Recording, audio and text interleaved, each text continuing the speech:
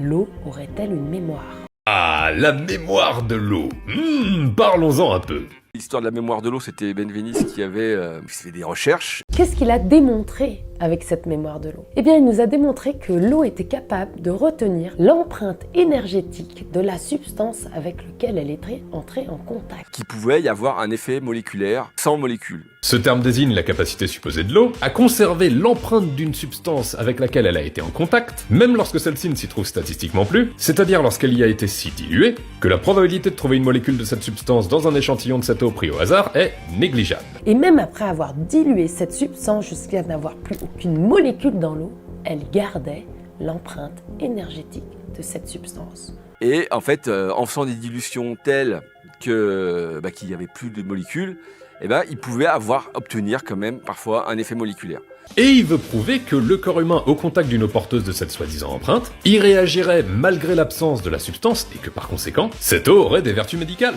C'était pas systématique, mais ça revenait de façon assez récurrente. Le type fait donc des expériences pour prouver que ça marche. Et incroyable, ça marche!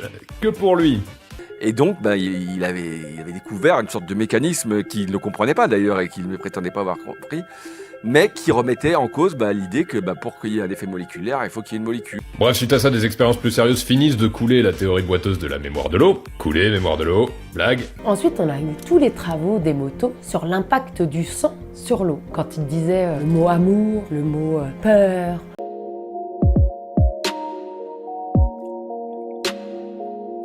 En leur vendant, par exemple, des bouteilles d'eau miracle chargées en vibration à 200 boules le litre. Les biologistes considèrent toujours les interactions moléculaires comme des interactions de contact et ils n'ont pas pris la dimension des ondes. Des chansons sacrées, l'eau prenait une structure différente. Et nous avons montré qu'il y avait formation dans l'eau de structures qui sont durables dans l'eau. Et ces structures elles-mêmes réémettent des signaux électromagnétiques par résonance. Et donc, ce qu'on va faire avec l'eau, c'est qu'on va lui envoyer des ondes magnétiques, comme les magnets qu'il y a sur le frigo, là, avec le Nord-Pas-de-Calais, la Lozère, je crois.